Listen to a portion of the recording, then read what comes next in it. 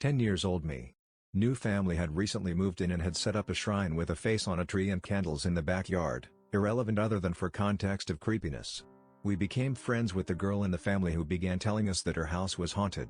We were intrigued, as any good 10 years old would be, but given their weirdness we thought nothing of it. One day, playing in the yard with her, a disheveled-looking man comes running out the front door, followed by the family. He proceeded to run, full speed, into the woods with the dad yelling at him. Come to find out, dude had been living in their attic and had been keeping it locked from the inside. The dad finally pried it open, chase ensuing.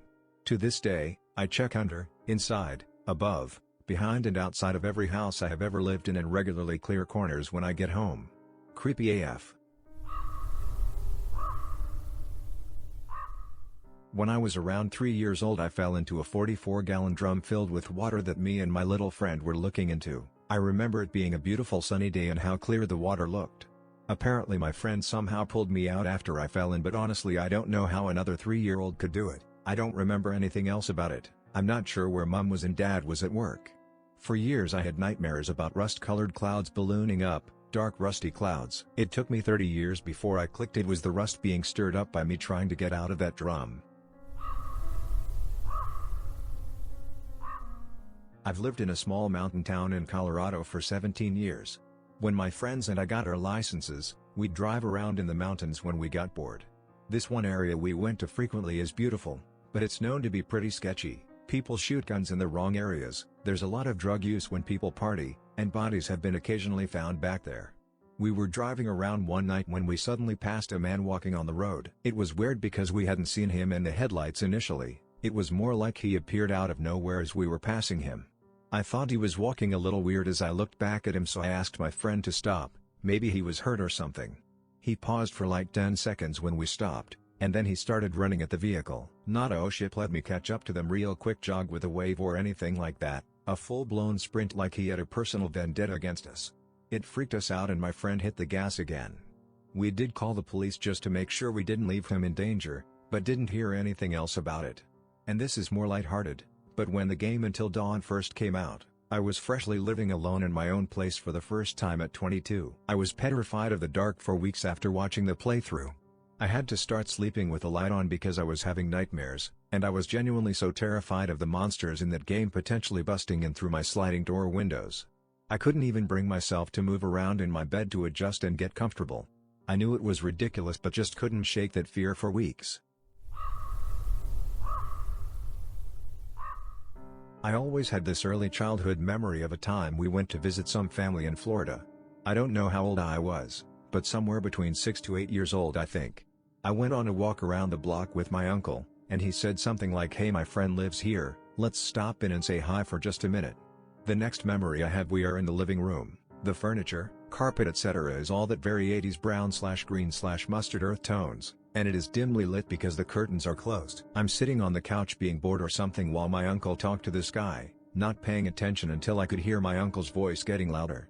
I hear his friend saying something like, "Come on man, I'll trade you an 8-ball for an hour with the kid." It stuck out in my mind because I knew what an 8-ball was in the context of the magic type, and didn't understand why this guy wanted to give one to my uncle. My uncle seemed mad and I didn't understand that either, and we left right after. I don't remember talking about it with my uncle, I think because I could tell he was mad and that confused and scared me. My uncle had a crack and cocaine problem that eventually gave him a heart attack and killed him when I was about 19, and it wasn't until then that the memory clicked into place and I realized what had actually almost happened to me. I have no idea why my uncle thought it was a good idea to bring a kid to a pickup, but I'm grateful he didn't pimp me out. Yikes. I was in grade 11 and left school a little later than I usually do for no reason that I can remember. As I almost got home I deviated from my usual path home for some reason.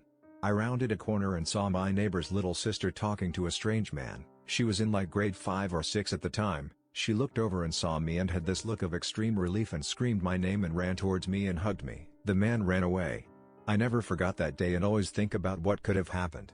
I walked with her when I could to and from school for a while after that. I don't remember exactly how young I was at the time, but it was really young.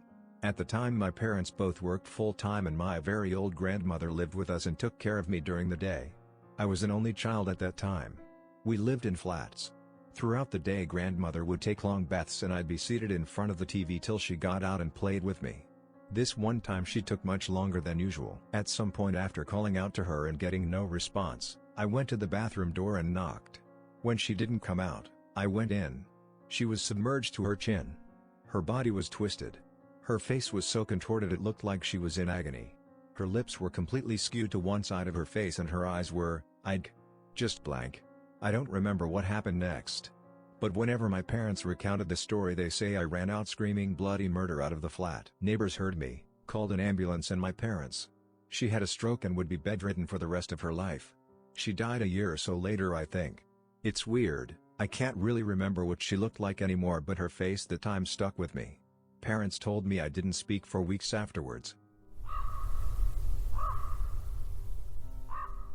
I remember when I was about 12 onward I'd randomly wake up in the middle of the night to my abusive mother standing in the doorway.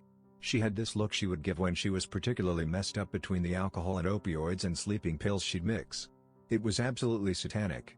On multiple occasions I would wake up to her just staring at me, but way longer than just to check on me. She would just stand there for what seemed like forever, and if I even slightly moved she'd scream at me for being awake and punish me. One day my dad called me out to the living room and my mother is there looking pretty concerned telling him he was taking things too far. He tells me your mom says you've been laying in bed crying at night because you're afraid someone's going to come in your room and kill you? What's that about? I was totally confused and just blew it off as one of my mom's drunk/high delusions and told him I absolutely didn't. It wasn't until I was an adult that I realized that whenever my mother said something about someone else, she was projecting. Like she told me for years that she suspected that my dad was cheating on her. She was actually cheating on him. Female dog was probably getting ducked up out of her mind and thinking about killing me in my own bed. No. We don't talk anymore and I've informed her I will use whatever force necessary to remove her from my property if she ever gets it in her head to show up. Used to holiday in the Scottish Highlands. Friends of the family had a cottage there in the middle of nowhere. It was always creepy just because it was so isolated. Anyway, one day I went outside and heard the most unearthly sound I have ever experienced. It sounded like a robot demon cackling insanely while simultaneously crying in agony.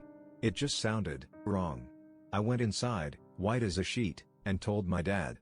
He grabbed a stick, LOL, said come on, and set off to find the source. We homed in on the sound and saw it was coming from the area close to the water tank which filled from the stream and supplied the cottage. There was clearly something not from this world stuck inside the tank.